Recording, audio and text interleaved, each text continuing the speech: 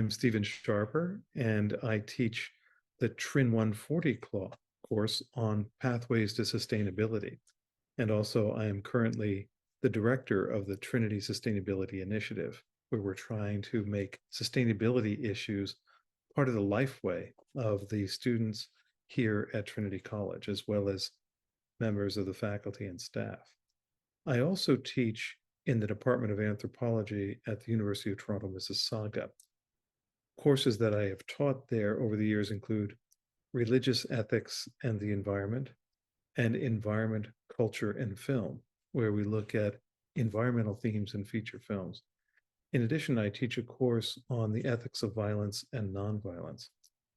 Downtown, through the School of the Environment, I teach an undergraduate and graduate course on ecological worldviews and the underlying assumptions behind our ecological patterns.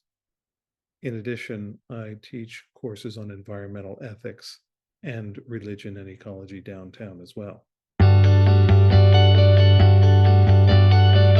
My favorite part of teaching, I think, is the energy and creative insights of the students. I find that students, when given the chance to think critically and creatively, are powerful interlocutors, and new ideas emerge from the sharing of ideas. So I particularly like classes in which students feel free to share their ideas, to have their own opinions on a text or an issue, not necessarily filtered through a lot of secondary and tertiary materials that can inform that, but also their own response to an issue or a text, and to see that creativity, that ingenuity, and that energy. A second dimension I love is seeing community being built in the classrooms, particularly in environmental and sustainability classes. Many of the students share an interest in the future of the planet. And through their small group discussions, their group work, and their collective conversations in class, they forge friendships and bonds, which leads to activism, which leads to community involvements and fun times together as friends. So that's so exciting to see. In addition, over the years, in keeping in touch with students, I now have students who come back and help mentor first and second year students. These are students who've graduated and are moving in the areas of sustainability professionally.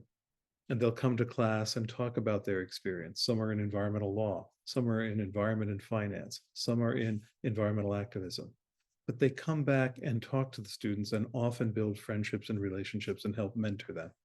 That's very gratifying to see, the continuity of concern and support that they represent. And they invariably are generous with their time and sympathetic, having gone through those same issues that our students are going through, and give them a helping hand as they move through their programs.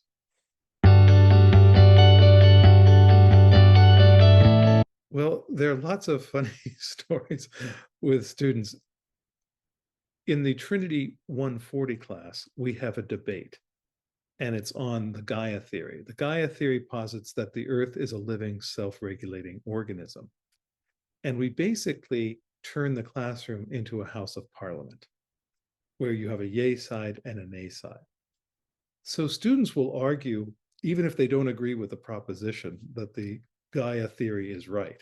And what is so fun is to see the students get into those roles. So they'll start pounding the table and they'll start heckling and they'll start challenging Mr. Speaker, and they get into the role theatrically and academically. It's just a delight to see that. So when you see students doing that kind of performance pedagogy and inhabiting a role around an academic subject like the Gaia theory, that's really gratifying and a lot of fun. Great question, because in academia, as in so many fields, one can easily fall into the pattern of overwork and spending so much time on the job, whether you're writing, thinking, meeting with students, etc.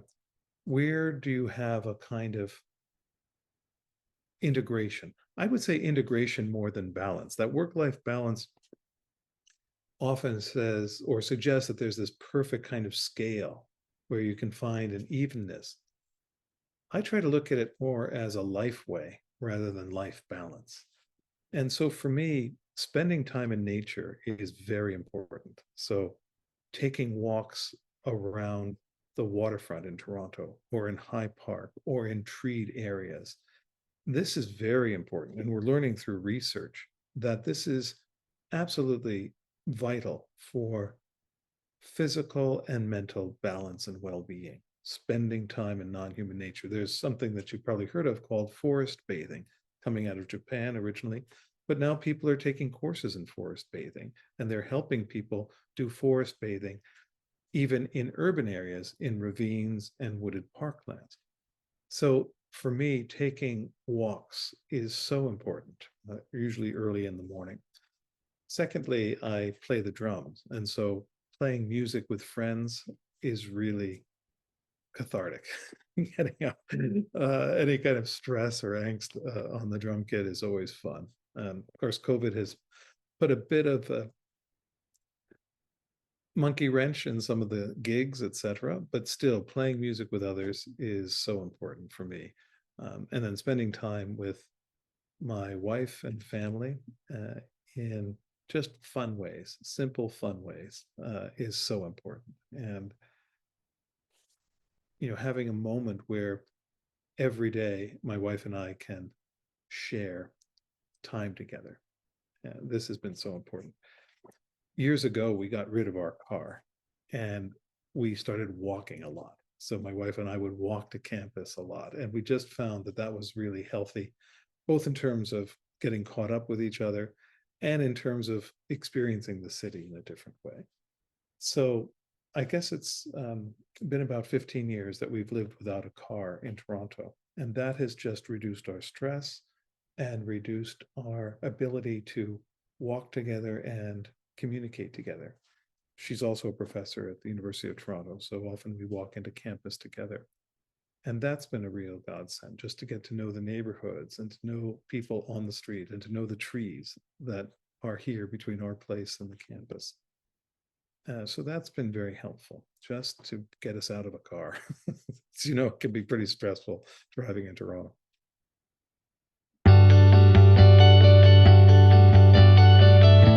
My first year teaching was quite fun, but stressful. I mean, I really enjoyed teaching and didn't realize how much I'd enjoy it until I got in front of the classroom. And what I found was, rather than be drained at the end of the class, I kind of felt energized, particularly when there was a nice interchange, when I had done my work properly and enabled the environment of interchange with the students to flourish. When that happened, it was very energizing and life-giving. But it was a lot of preparation work. And this, I think, is shared among professors and teachers at any level. There's a lot of preparation before you teach a course. The second and third times one teaches it, it's not as stressful. But the first time you're putting a course together, the front end of preparation is pretty intensive. So that was always a bit of a challenge. In addition, one is publishing, one is interfacing with colleagues and doing service work, reviewing manuscripts for publications, in addition to writing one's own monographs and essays. So I found that challenging, but nonetheless very stimulating. I had worked in book publishing before coming back to academia. And so much of my time in book publishing, particularly at a kind of managerial level, was putting out fires and kind of calming chaos. And less of it was working with authors and doing that kind of creative work that had drawn me to the profession. When I came into academia, more time was spent working with students, working with ideas, chewing over ideas with colleagues, trying to get messages out that you felt were important. And so it was a great liberation for me to do that. It was really inspiring.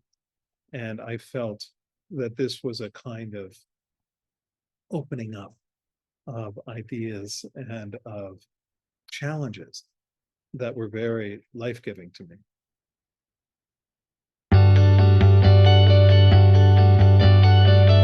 I think the hardest course I had at university was a course that I took at the graduate level. And it was a course on thinkers of the 20th century, major thinkers of the 20th century.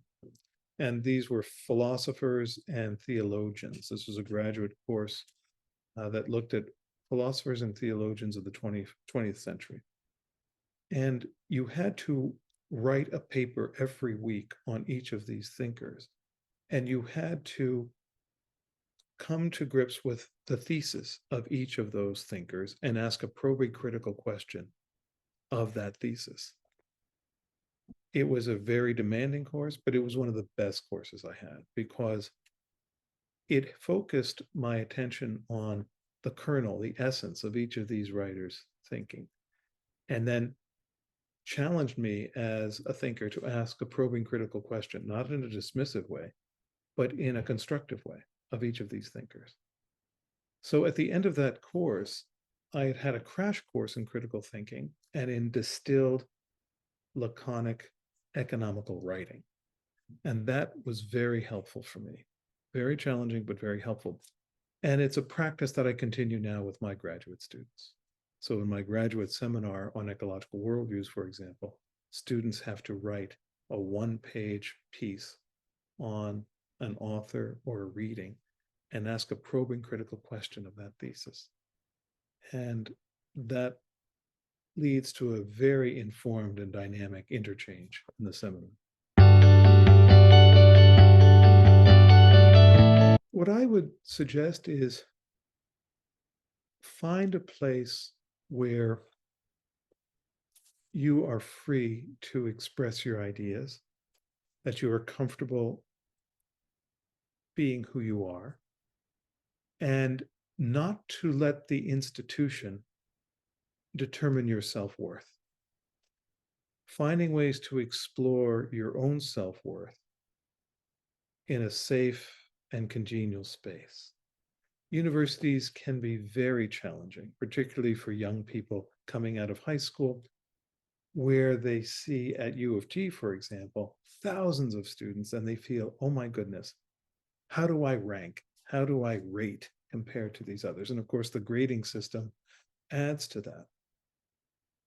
I would encourage students to think that a grade is not a personal stamp on your personality or judgment of who you are as a person. In its best moments, the grading system is there to help you improve. And that, in our best moments, is what we do as professors, to help students improve their thinking, their critical engagement with material, and help them be empowered. So I would encourage students to find places where they can be empowered and not be defined by an institution, finding within themselves the space of self-respect, of self-love, not in a narcissistic way, but a healthy way, the way they try to be compassionate toward others, providing that same compassion to themselves as they go through these changes, so that they can weather the storms that will come, both academically and personally in their time here, and as well as politically and ecologically, and finding those spaces of mutual support and of affirmation during this. It's not just resilience that I think one seeks as a student. It's a community-based empowerment. And that's what I would encourage students to seek.